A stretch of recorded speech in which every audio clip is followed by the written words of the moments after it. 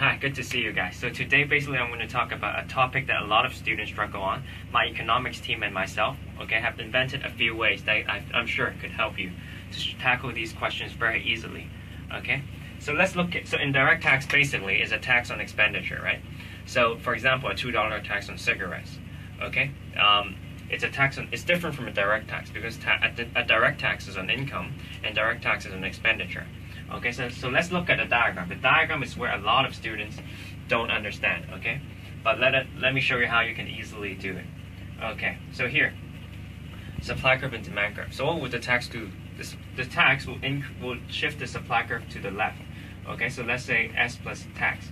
We'll shift the vertical distance between the supply curve and the supply curve plus tax is exactly the amount of indirect tax per unit.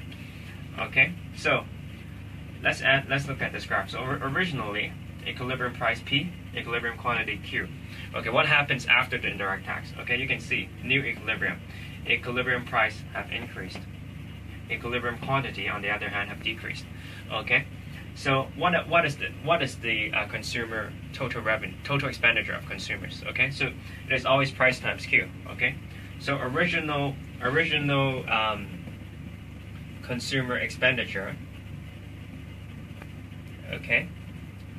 That is equal to P times Q. How about new consumer expenditure, right? So we're always looking at consumer at equilibrium price times equilibrium quantity. So new consumer expenditure. What would that be? That would be the new equilibrium price P1 times new equilibrium quantity Q1. So there's an increase in price for consumers, but a decrease in quantity demanded. So the net effect is uncertain. So how about for producer? So the producer revenue part is where students find difficult. So original producer revenue, that's easy. Price times Q.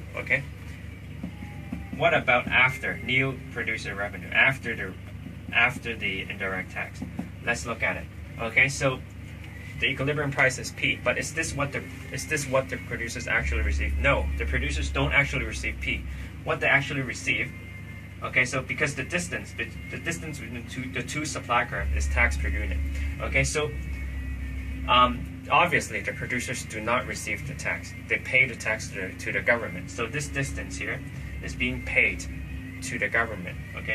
So the price that producers actually receive is here, P3, because P1 to P3, this is being paid to the government, So new producers revenue is P3 multiplied by Q1, So the new equilibrium quantity, So obviously there's a decrease. Originally it's P times Q, now it got shrunk to P3 times Q1, So what about government expenditure? There's a very easy way to look at it. So the government government revenue, sorry. So the government obviously receives a revenue. So but what is that revenue? So for every unit, the government receives P1 minus P3. This is the tax per unit.